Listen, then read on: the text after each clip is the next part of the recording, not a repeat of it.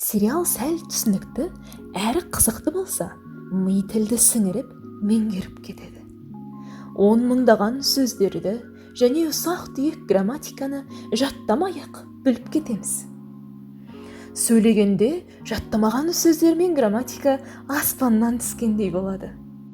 Түк түсініксіз болса, ми тілді қабылдамай қояды. Ал сериалды қалай түсінікті қыламыз?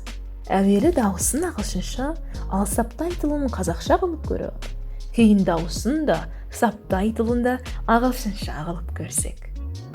Ең жиі қолданатын ағылшын сөздерді жаттап алып, дауысын да сабтайтылында ағылшынша қылып көрсек. Бұрын қазақша қылып көріп кеткен сериалды дауысын да сабтайтылында ағылшынша қылып қайта көрсек. Қай жолды таңдасақ та, көп сезоны бар сериал көрсек, одан аса түсініктірек болады. Себебі, кей көп сезоны бар сериалдың әр бөлімдегі оқиға қайталана береді. Әр бөлім оқиғасы шамамен қалай болатынын білсек, түсіну оңай болады.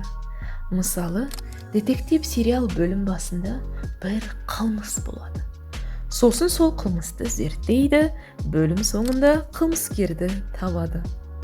Келесі бөлімде оқиға дәл солай қайталанады.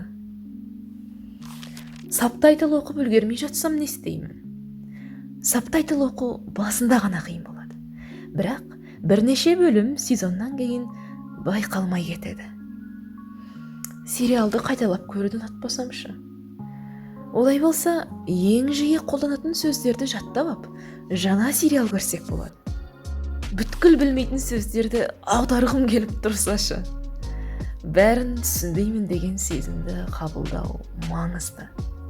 Бастысы оқиға сәл түсінікті болып, соған қызығып көріп жатсақ, кей сөздері түсінбей жатқанымызды ұмытып кетеміз де, ми тілді сіңіре береді. Уақыт өте көбірек ұға бастаймыз. Сосын сериал тіпті толықтай түсінікті болып кетеді. Ендеше, қарбызды қақ бөліп, қызықты сериал қосып, ағылшын тілін рахаттана, байқамай-ақ меңгереді.